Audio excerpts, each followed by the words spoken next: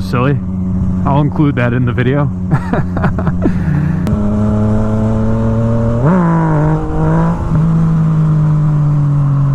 Beautiful, beautiful.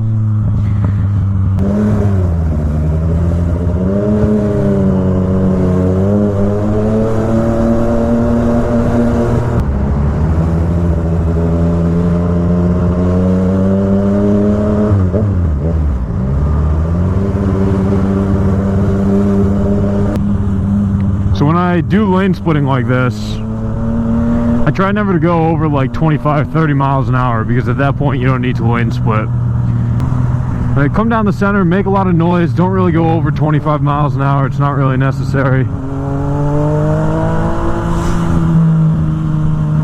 And just always cover the back brake with my foot, always cover the clutch with my left hand, and be ready at any point to throw the brakes on, because shit happens quickly. Now typically I also like to do it in second gear where I can, just because it's smoother, the throttle's not as twitchy, and there's something to be said about less twitchiness, because you know, you never know what's going to be in the road, you never know, it's a highway, it's not like you know this road very well. You could be right on the seam of the pavement, like this right here, you can see the seam of the actual pavement is right on the line.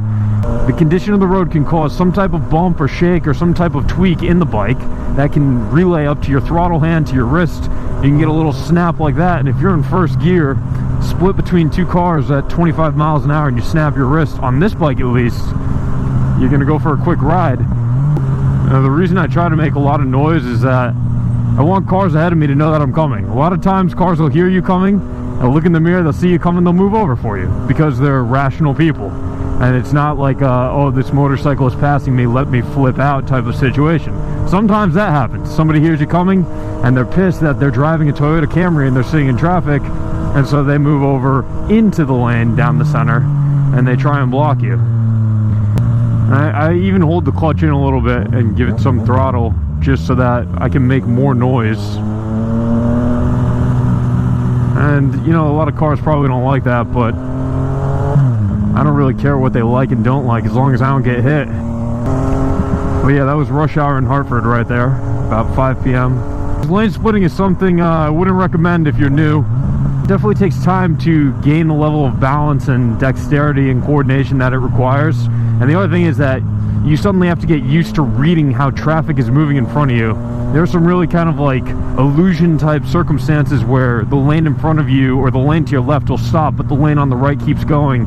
And it can be confusing and kind of throw off your perspective of how traffic is moving. A lot of times when that happens, somebody in the lane that's not moving wants to jump over into the lane that is moving, and they're just going to stomp on the gas and try and cut straight across. So there are a lot of things you got to do when you're splitting lanes, a lot of things that you got to stay aware of. And once you get good at it, it's helpful, but really doing it faster than 25 miles an hour is how you end up on a dash cam in Russia and then on YouTube. You know, you're supposed to take it slow, you're supposed to do it safely, and generally cars don't mind either. They just want to get out of your way. They don't want the rear view mirrors hit. They don't really care that much. They don't want to hear your bike.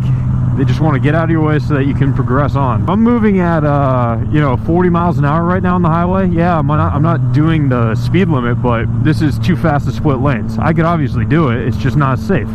You split lanes at 100 miles an hour if you want, but there's just no real point. You know, if you're going to split lanes, you should be safe about it, because if you're splitting lanes to try and get somewhere faster, but you're not doing it safely, you increase the chances of never making it where you're trying to get. So, you know, it's inherent that when you split lanes, you do it safely, because the purpose of splitting lanes is to get somewhere, not to get crushed. And sometimes instead of splitting, it's just easier to get into one of the faster lanes. Everybody in the left lane stomps on the gas, then they stomp on the brake, and then they stomp on the gas and they stomp on the brake. The right lane tends to have less aggressive drivers that are just keeping it consistent. If the car ahead of them gains speed, they don't floor it. If the car ahead of them slows down abruptly, they don't slam on the brakes. So quick recap then, what are the rules for lane splitting? 1, I don't do it over 30 miles an hour. 2, when you do it, cover your clutch with your left hand, cover your rear brake with your right foot. 3, use a higher gear if you can, and just coast easily, because you don't want all that throttle sensitivity. 4, you got to be able to read the traffic and perceive what's going to happen. You always have to be thinking to yourself, this car is about to pull out in front of me, this guy is about to try and switch lanes. And 5, you need experience, really. You need to, not necessarily in time, but you need to be prepared to make an emergency stop. So if you get on your bike and you go out in a parking lot or whatever and you practice stopping abruptly or lane change maneuvers abruptly, that type of stuff is what helps you get prepared for the type of nimble agility that you need in order to split lanes effectively and safely. Like always, guys, thanks for checking in, and until the next video, I'll see you then. Peace.